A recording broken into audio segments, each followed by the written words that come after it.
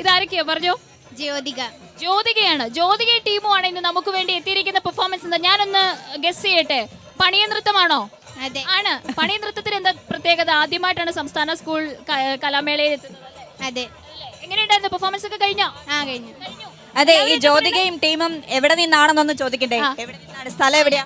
പാലക്കാട്. ഏതാ school? Sreekrishnapuram. Okay, high school ആണോ higher secondary ആണോ? ഹൈസ്കൂൾ. ഹൈസ്കൂൾ. ഹൈസ്കൂൾ.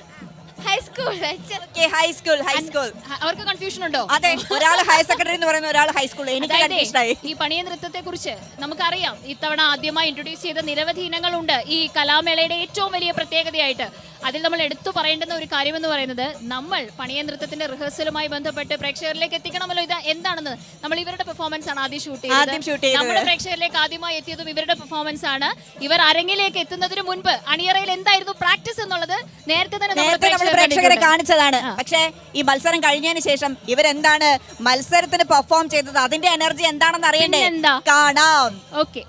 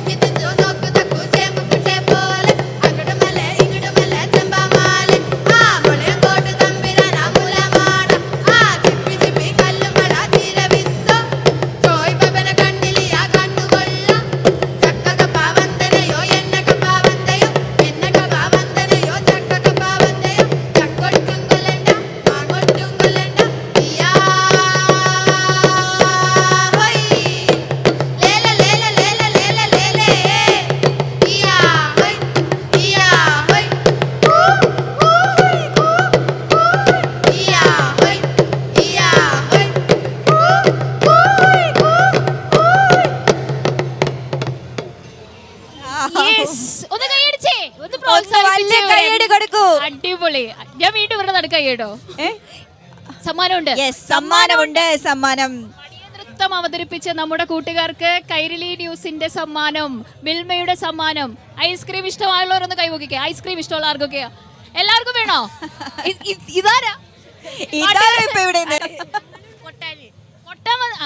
അയ്യോ, ഇതില് മെയിൻ ആളുകളാണ് കേട്ടോ. പ്രധാനപ്പെട്ട ആളുകളാണ്. ഇത് ഞാൻ ആർക്കാ കൊടുക്കണ്ടേ? ഒരു പെട്ടി ഐസ്ക്രീം ഉണ്ട് എന്റെ കയ്യിൽ. ആർക്കാ തന്നെ? എല്ലാവർക്കും കൂടെ. എല്ലാവരും ചേർന്ന് വാങ്ങിക്കോ. ഓക്കെ, അപ്പൊ ഇതാ പിടിച്ചോ. Okay, thank you very much. ആഹാ, കിട്ടിയപ്പോഴേ റാഞ്ചി. അതെ.